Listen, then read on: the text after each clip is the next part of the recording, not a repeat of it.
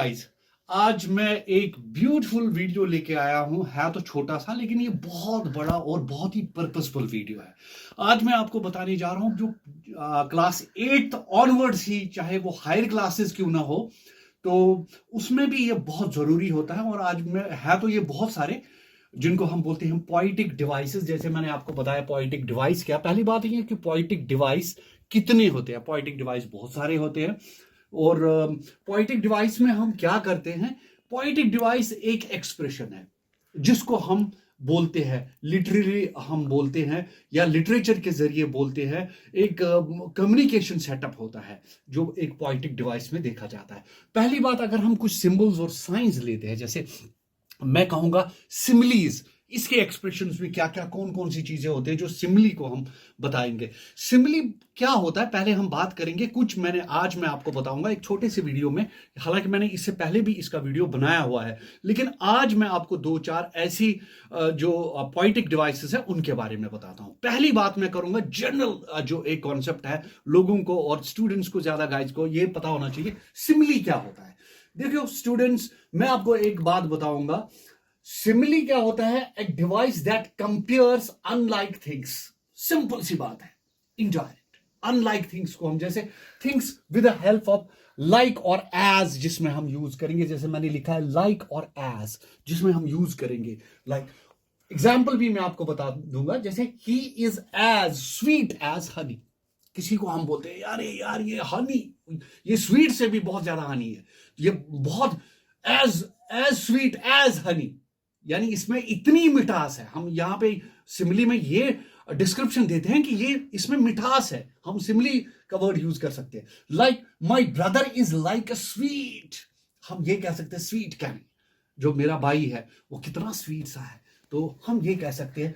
दूसरा जो होप कि आपको सिंपली समझ आया होगा। अब हम बात करेंगे दूसरी जो मेटाफर है। मेटाफर के बारे में मैं आपको बताऊंगा।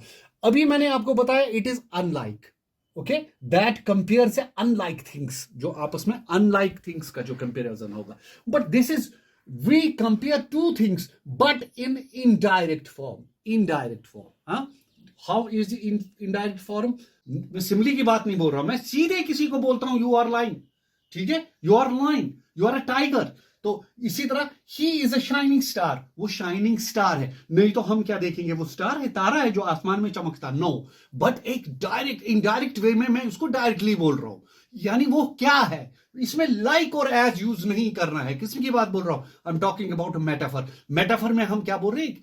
डिफरेंट थिंग्स को आपस में, लेकिन एक इसको एक रियलिस्टिक पॉइंट ऑफ व्यू में हमने चेंज करना। जैसे मैंने आपको अभी बताया, he is a shining star and the calm lake was a mirror।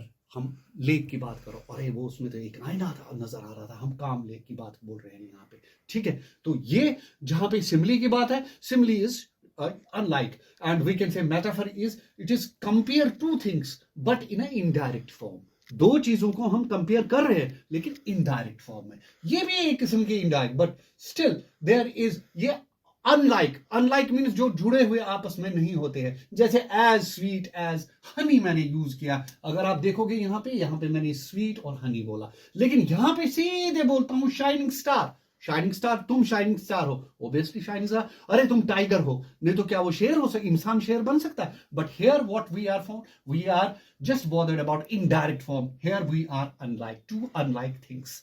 अब मैं बात करूंगा तीसरी, एलिट्रेशन जिसको बोलते हैं। इसका मतलब है दोस्तों, when the poet use the same consonant sound more than 2 times. जब किसी वर्ड, किसी सेंटेंस के जरिए हम किसी वर्ड में 2 से ज्यादा टाइम्स में हम कॉन्सोनेंट साउंड को यूज करते हैं, more than 2 times in a sentence. जब किसी जुमले, किसी वाक्य में हम 2 से ज्यादा बारी में हम यूज करेंगे कॉन्सोनेंट साउंड, तो हम उसको एलिट्रेशन बोलते हैं। एग्जाम्पल मैंने क्या बोला? जैसे पैटर पैटेड द पानी, ठीक है, पॉनी, पैटर पैटेड द पॉनी, ठीक है। ये इसमें आप देखिए कहां से कहां पे यूज करनी है हमने कॉन्सोनेंट साउंड्स। कॉन्सोनेंट साउंड्स देखिए आप, ओके। नाउ जहां पे, तो सिंपली आपको याद क्या करना है, कहीं पे जब हम किसी सेंटेंस में 2 से ज्यादा बारी यानी टर्न्स में कॉन्सोनेंट साउंड जहां पे हमें आएगी, हमें उसको यूज एलिट्रेशन का बोलना है, ठीक है। एग्जाम्पल भी हम आपको मैंने बताया, जैसे यहाँ पे पैटर कैच द फनी। ठीक है, अब है हाइपरबोल। हाइपरबोल क्या होता है? सिंपली एक बहुत बड़ा फॉर्म है when we exaggerate any topic in a sentence. अरे दोस्तों, स्टूडेंट्स, आपको याद रखने की जरूरत है, जब हम किसी को एग्जैगरेट करते हैं, do you know what is exaggerate? Exaggerate का मतलब होता है बड़ा चढ़ा मसाला डाल के बोलना, किसी चीज को बहुत बड़ा बताना, तो उसको हम बोलते हैं हाइपरबोल। और उसमें ये एक लिटरेरी डिवाइस है, एक पोएटिक डिवाइस है जिसको हम यूज करते हैं। एग्जाम्पल मैं आपको बताऊंगा, जैसे his homework is going to be the last forever. अरे उसका जो काम है, उसका जो जिसका होमवर्क है, अरे क्या बात है उसके होमवर्क में, वो लास्ट तक रहे, इतना होमवर्क की तारीफें करेंगे। जैसे ही is thinner than a stick. अरे वो, हालांकि आपको पता ही है, छड़ी से भी कोई पतला वो तो हो ही नहीं सकता। स्टिक, मैं तो इसको पेन जैसा नहीं मानता हूं किसी को, क्या ये पतला हो सकता? लेकिन यहां पे हमने एग्जैगरेट करके यानी ये बताया कि ये बहुत ही पतला है। हम किसी की बात करेंगे, ये बहुत ही पतला है, तो इसको हम इसमें यूज क्या करेंगे? हाइपरबोल में हम क्या यूज कर सकते हैं? He is thinner than a stick. ये एक एग्जाम्पल है, नहीं तो वो था ही नहीं।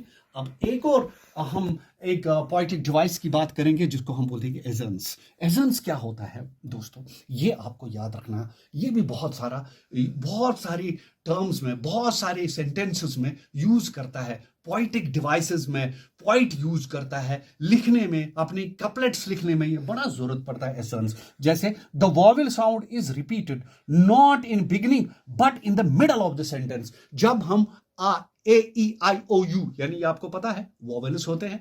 अब इसकी भी एक वीडियो मैंने बनाई थी, लेकिन जहां पे इनकी साउंड बिगिनिंग में नहीं, मिडल ऑफ द सेंटेंस में निकलेगी, वहां पे हम यूज करते हैं। उस प्रोसेस को हम बोलते हैं, इस राइमिंग स्टाइल, इस लिटरेरी डिवाइसेस और पोएटिक डिवाइसेस को हम क्या कह सकते हैं? दोस्तों, पोएटिक डिवाइस और literary device almost it is one. There is a little difference but almost this is one and same. मैं आपको कहूंगा एजेंस में वॉवेल साउंड की बात जहां में रिपीटेड होता है, वॉवेल साउंड में हम क्या करते हैं? ऑब्वियसली बिगिनिंग में नहीं, मिडल ऑफ द सेंटेंस में जहां पे आवाज निकलेगी। जैसे his fleet feet sweep by sleeping geese. ठीक है, इसी तरह है it is not an monotonous. Monotonous आपको पता है मोनोटोनस क्या होता है? मोनोटोनस का मतलब होता है, मोनो का मतलब क्या होता है? सिनोनिम्स अगर हम देखोगे इसमें आएगा बोरिंग और डल।